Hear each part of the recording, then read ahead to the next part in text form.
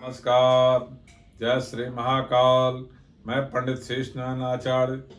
आने वाले 16 जून को गंगा दशहरा है। इस गंगा दशहरा में गंगा जी में स्नान करने से और ज्येष्ठ के मास के शुक्ल पक्ष में ये 10वीं तिथि में आता है। इसके ज्योतिष शास्त्र और धर्म शास्त्र सभी इसको बहुत ही अच्छा दिवस मानते हैं, पुण्यवान दिवस मानते हैं। जो लोग गंगा दशहरा में गंगा जी के अंदर स्नान जाके करते हैं, स्नान ध्यान पूजा पाठ करते हैं, उनके देव और पितृ दोनों ही प्रसन्न होते हैं।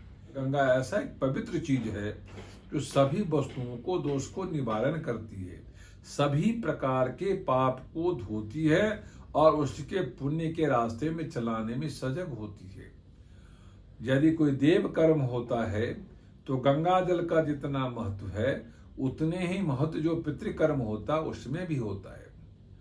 यदि देवता को आप गंगा जल अर्पण करते हैं तो अमृत बन जाता है, और यदि देवता को अर्पण करके स्वयं ग्रहण करते हैं तो आपकी हर वस्तु में बढ़ोतरी होती है। यदि आप पितरों को उसी माध्यम से गंगा जल को चढ़ाते अर्पण करते हैं तो पितरों को मुक्ति होती है, पितृदोष समाप्ति होती है और आपके घर में अनेक प्रकार का प्रकाश और सुख समृद्धि की आगमन होना शुरू हो जाता है।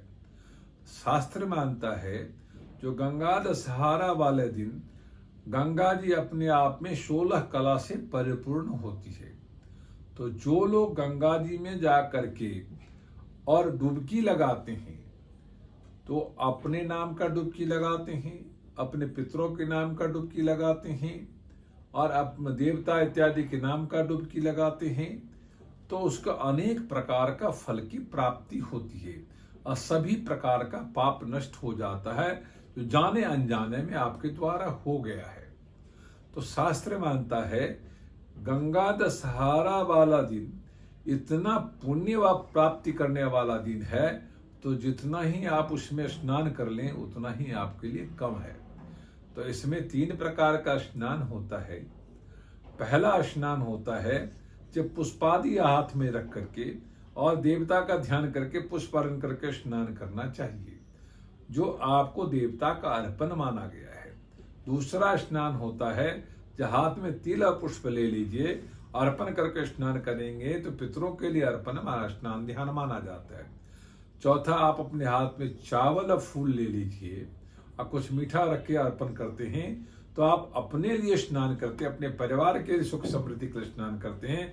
आपके घर में मिठास बनी रहती है, अमृतमय मिठास की बरसात होती है। तो जो लोग गंगा दशहरा में गंगे च जमुने चैव के शास्त्र का गंगायै नमः और गंगा पाप विनाशिनी गंगा का ध्यान करते हैं तो आप पाप से मुक्ति पाते हैं और अपना पाप तो मुक्त कर ही लेते हैं। जिसके नाम का ध्यान करते हैं उस सबके पाप की मुक्ति होती है, उसको पुण्य की प्राप्ति होती है।